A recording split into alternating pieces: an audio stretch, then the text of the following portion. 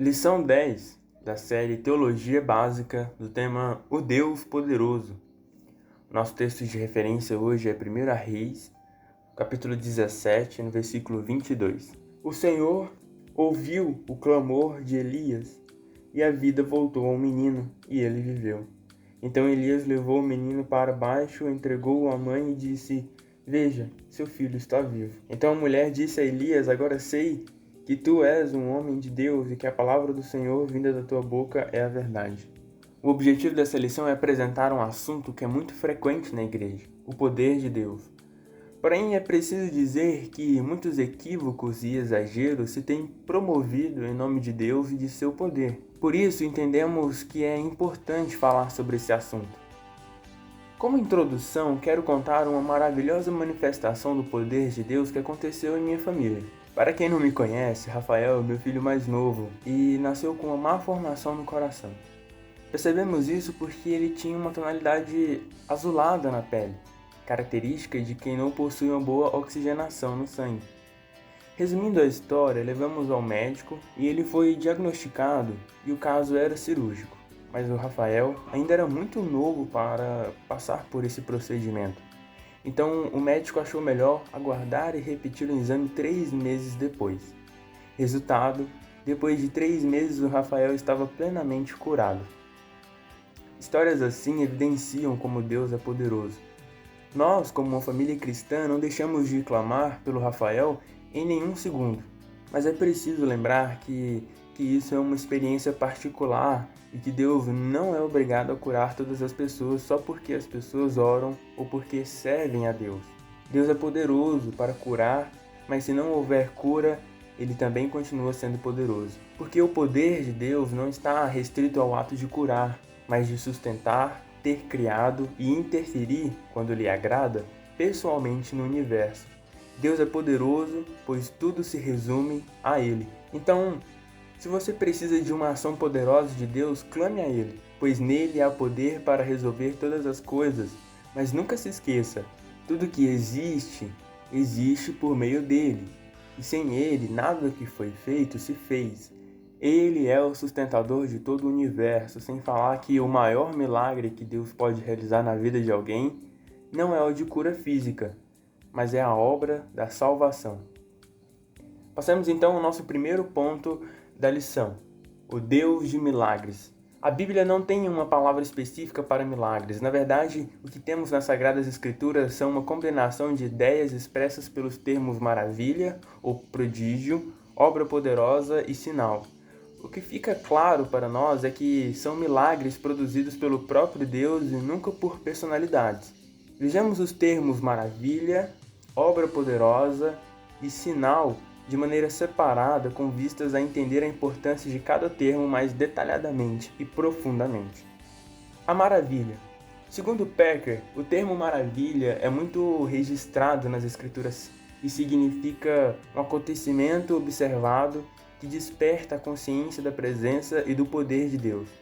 Providências e coincidências surpreendentes e eventos admiráveis como um parto, tão significativos quanto as obras de um novo poder criativo, são apropriadamente chamados de milagres, uma vez que comunicam essa consciência. Packer. Nas palavras de Packer, maravilhas que vivemos no dia a dia também podem ser considerados milagres. Só penso que devemos tomar muito cuidado para não banalizarmos uma intervenção divina, ou seja, banalizar o milagre. Penso ser importante lembrar que coisas do nosso dia a dia estão debaixo da providência divina. Milagres pressupõem algo extraordinário. O segundo termo utilizado pelas Escrituras Sagradas é obra poderosa. Esse com certeza é um termo que tem muito mais intensidade. Pressupõe-se um ato poderoso de Deus, usado quando se referindo aos grandes feitos de Deus na história. Mais uma vez, veja as palavras de Packer sobre obra poderosa.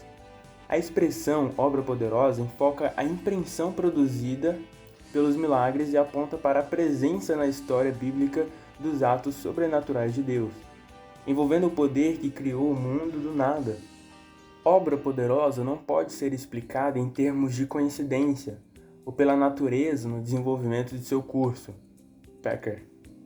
Esse termo é normalmente aplicado aos eventos sobrenaturais de restauração de enfermidades e também da ressurreição de mortos registrados tanto no Novo como no Antigo Testamento. Vejamos alguns textos, como Lucas 7,14. Então ele chegou mais perto e tocou no caixão, e os que o estavam carregando pararam. Então Jesus disse: Moço, eu ordeno a você, levante-se. O moço sentou-se no caixão e começou a falar, e Jesus o entregou à mãe. Todos ficaram com muito medo e louvavam a Deus, dizendo: Que grande profeta apareceu entre nós! Deus veio salvar o seu povo. Essas notícias a respeito de Jesus se espalharam por todo o país e pelas regiões vizinhas.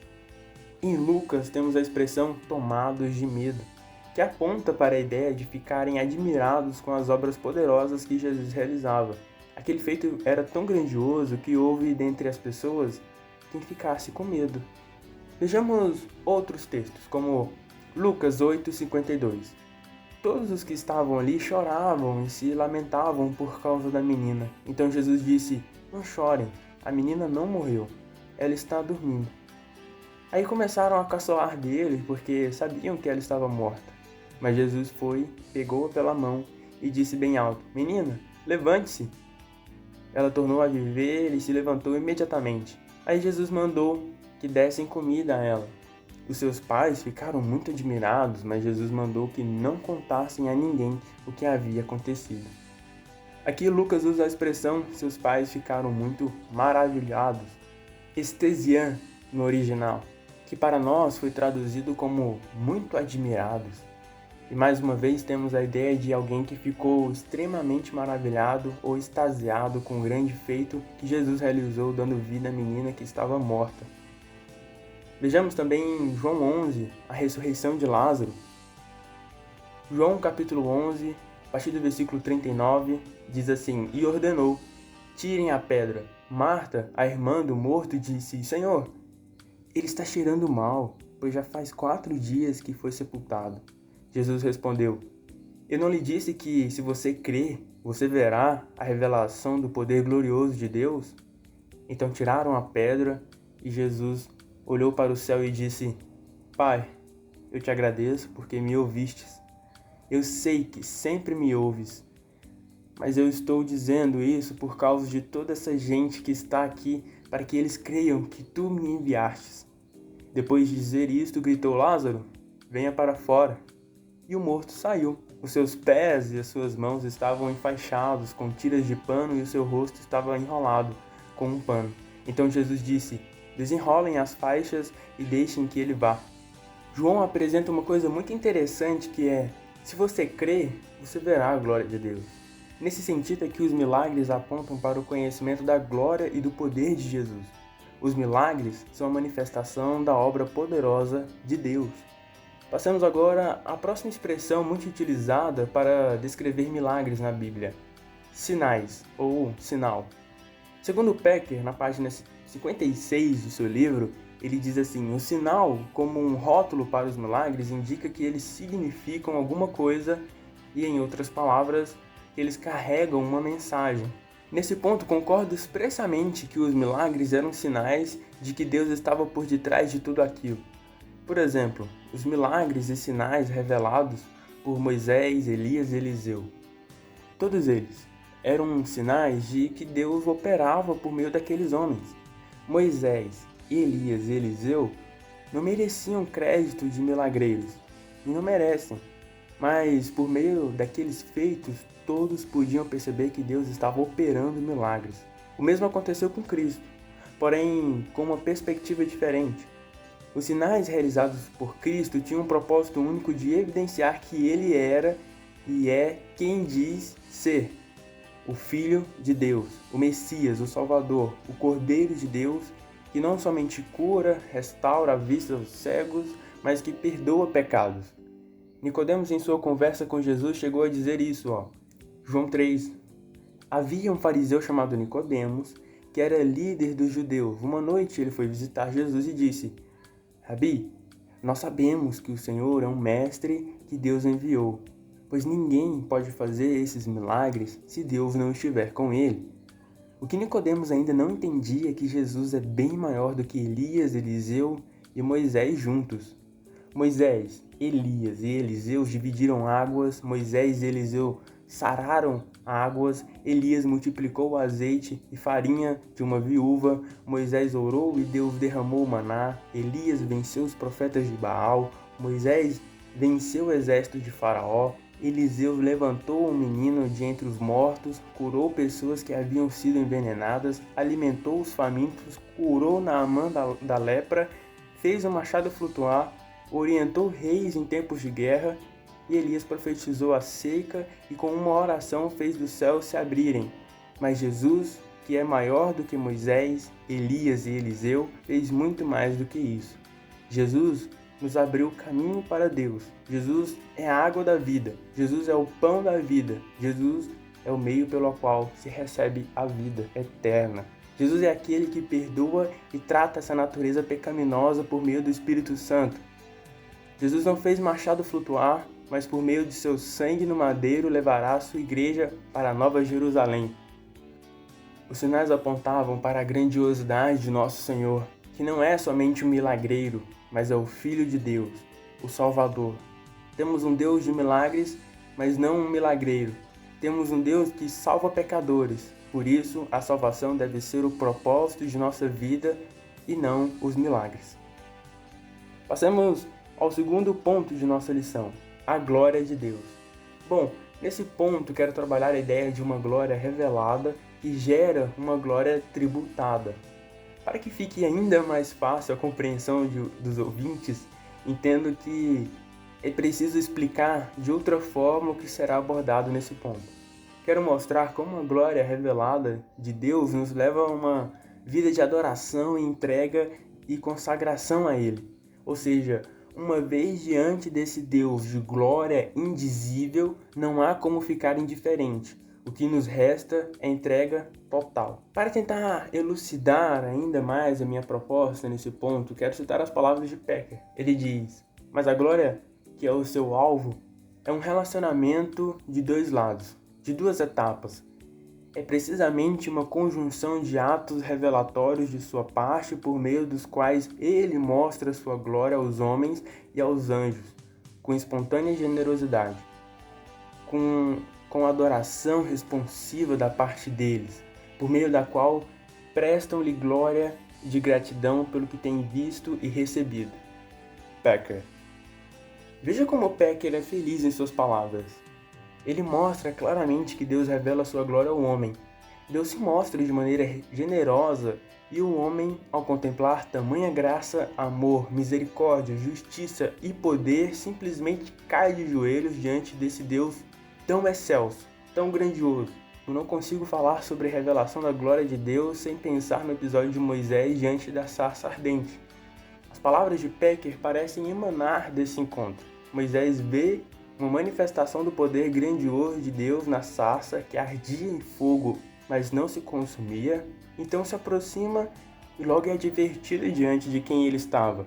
Veja o trecho dessa revelação da glória de Deus e veja como Deus é gracioso.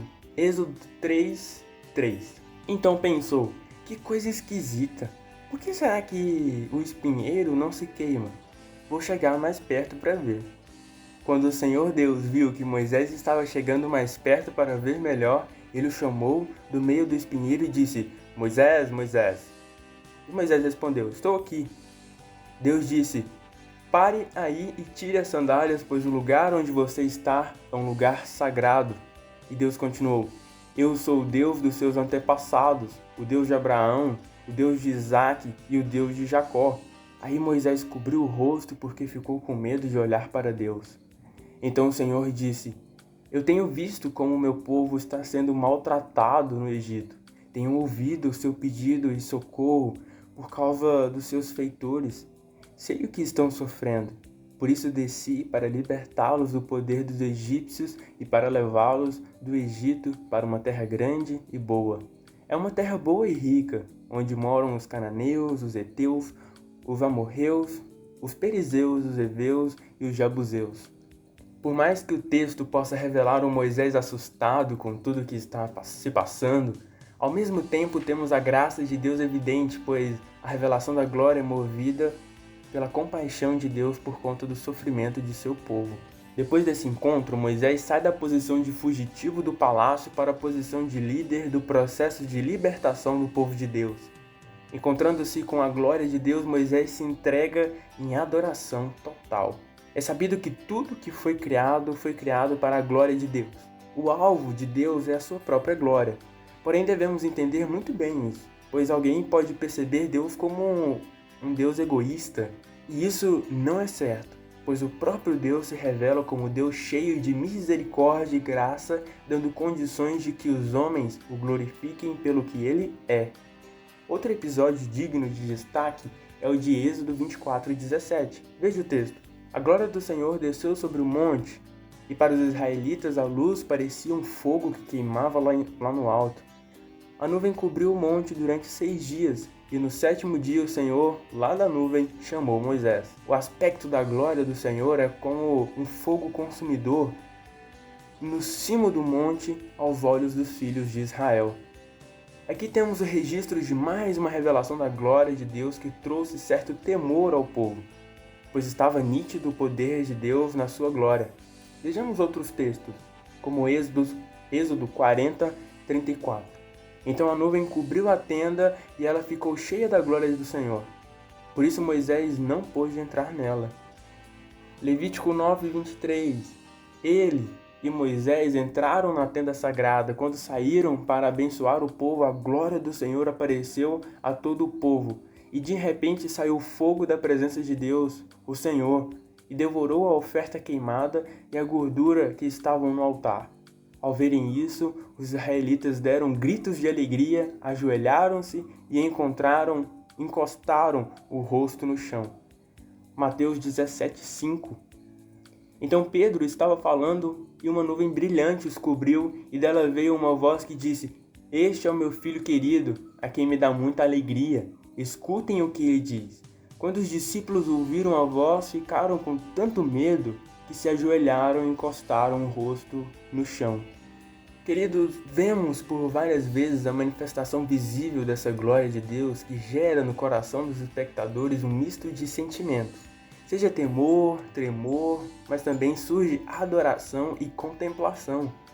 Vemos também que com frequência essa glória se manifesta através de uma nuvem densa e espessa, mas que prontamente revela o poder de Deus. Sobre essa nuvem de glória chamada Shekinah, veja o que diz Packer na página 59 de seu livro.